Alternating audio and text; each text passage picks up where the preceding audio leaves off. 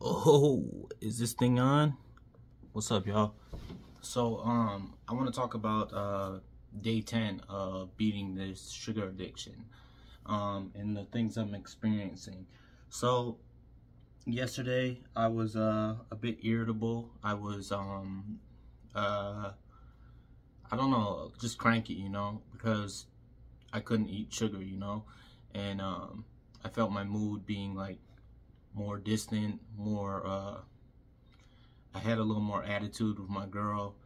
Um, I Things just seem to piss me off a little more easily. I'm an angry person. I'm a nice person, but I'm an angry person at the same time. I got anger issues, but me not being able to have my fix, like I sound like a crackhead. Kind of took a toll on my mood, and I was more like, easier to get angry and upset with just little things, and I don't like that about myself. But and that's how, like, you kind of develop an addiction when you need to constantly do it, whether it's drugs, alcohol, porn, whatever, you know what I'm saying? You have to keep on going back to that thing to make you have that high, and I don't want to feel like that. Like I said before, I'm not going to be quitting sugar completely, but this is just a little experiment to see if I can stick to something for 30 days without, going back on my word. Because in the past, I've tried this in the past before, and I've never made it the full 30 days. I've ended up quitting like 3-week mark, and I just want to really stick to this to show myself that I can, do this, and not be dependent on it,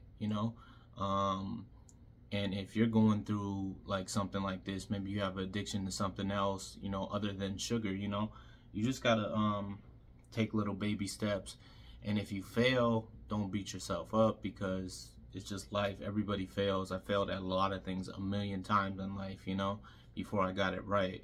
So you just gotta take it step by step, day by day, and try your hardest to get back on the road of success that you were climbing. Maybe you only made it like 2-3 days. Look at that as an accomplishment. You can relate this into fitness. Maybe you've been working out for like 4 months and you haven't seen results. I've said this before in other videos.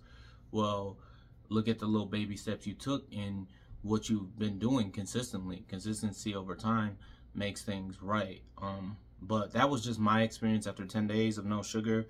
Like I said in the last video, I'm used to, like, getting off work, because usually it varies. My schedule varies. I usually only work well, Thursday and Fridays will usually be my off days, and then I have to work again, so I usually have my cheat day around one of those 2 days, you know what I'm saying? So I always look forward to those cookies, but I couldn't have the cookies. My body's like, what the hell, man? Where's the cookies? What's going on? Why we ain't getting no sugar fix? Why we ain't getting our sugar fix?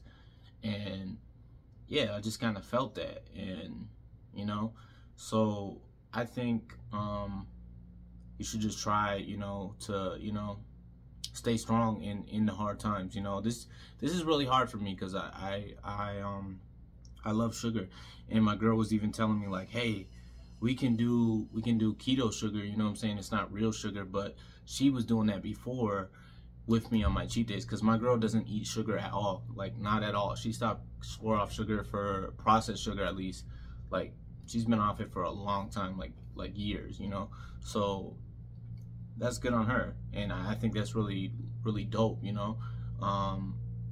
on the other hand, I'm different. I don't want to quit sugar completely, because I really do love, like, cookies and stuff. My mom used to call me, I used to have a little Oreo belly when I was little.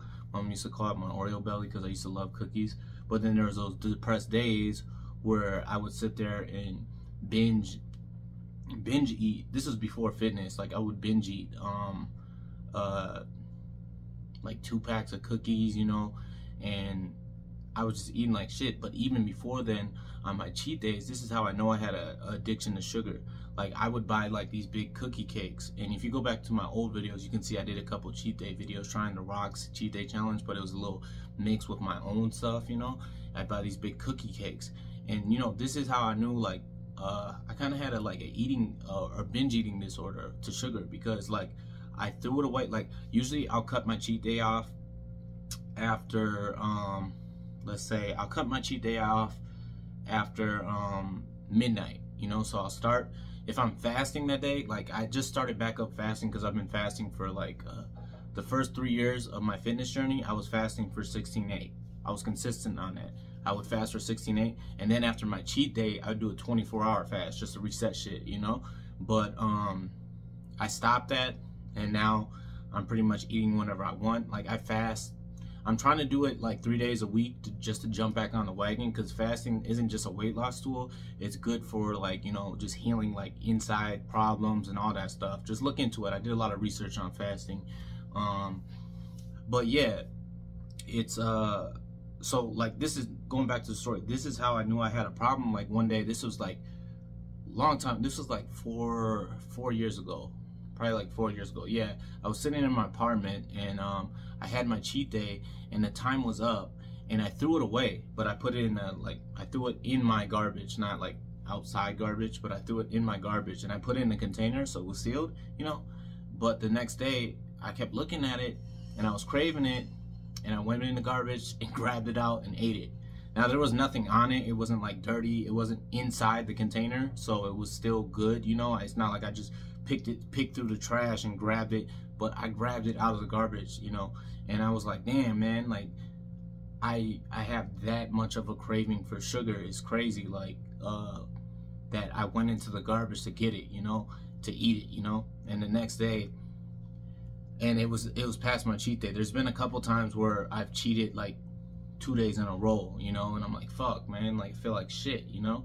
So like I just want to break that cycle. Just like I've talked about other struggles on this channel, trying to break the cycle of feeling down on myself and feeling just not the best. Like you might look at me and say, I'm in shape, I've got this great life, I live in Vegas, I moved to Vegas. All those things are great, you know what I'm saying? But I still struggle with everyday problems just like every normal person.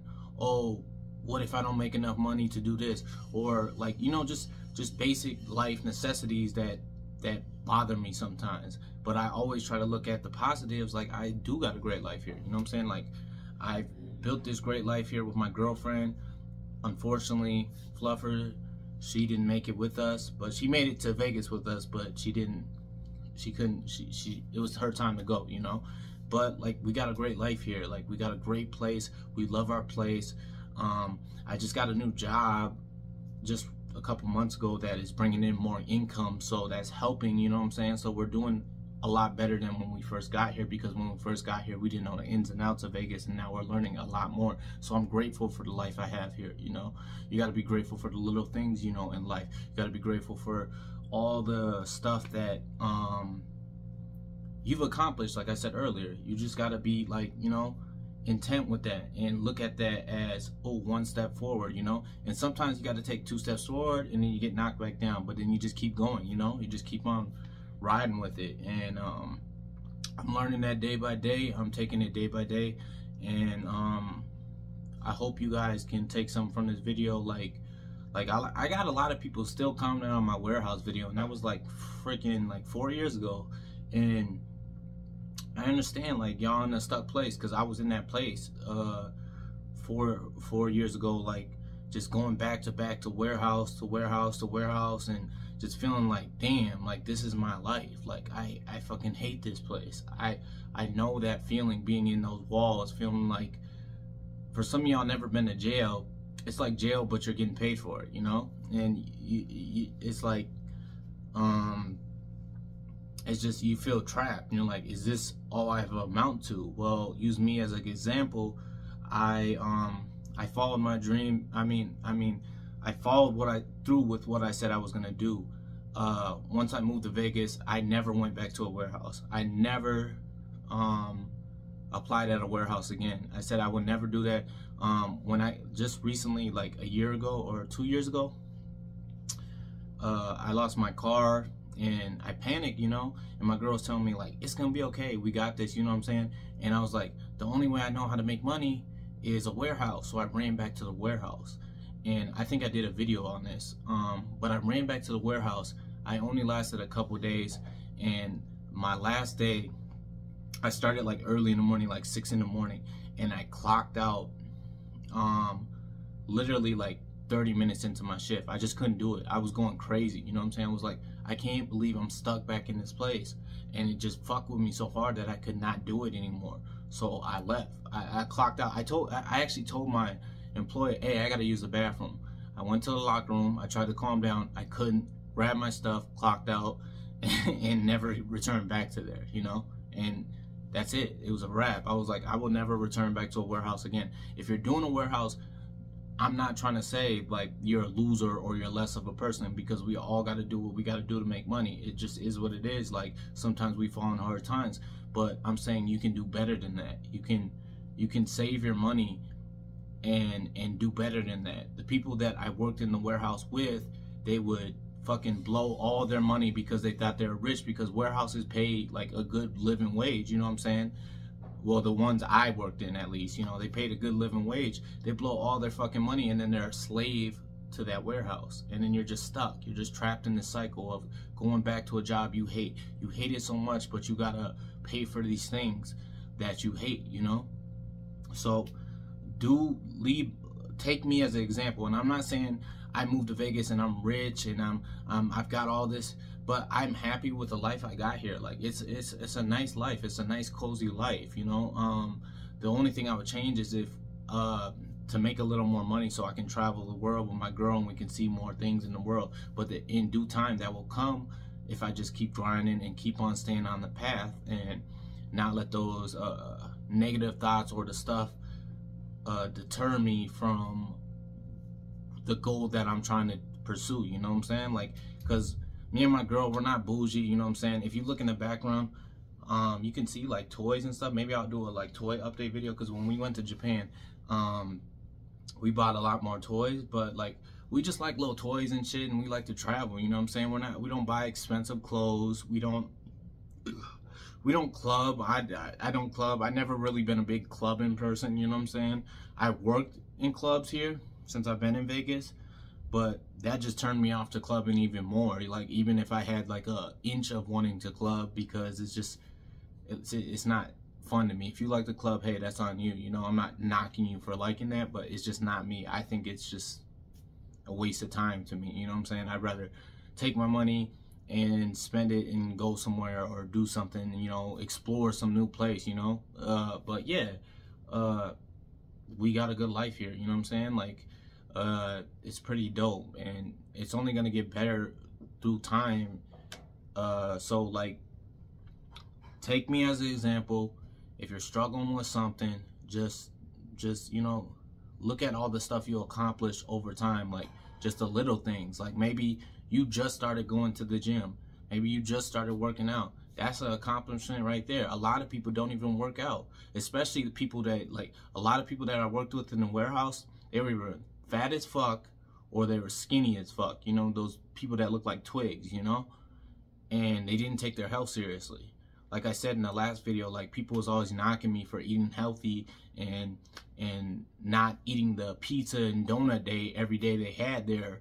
But look at me now, you know what I'm saying? I'm fucking jacked right now, you know what I'm saying? You see this? This is fucking hard work and dedication. It's not just, oh, I just sat on my ass and it happened, you know?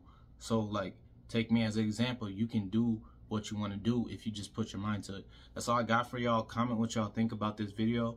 Are you still on a journey? Are you struggling with addiction? Let me know what you think. All right, y'all. Peace.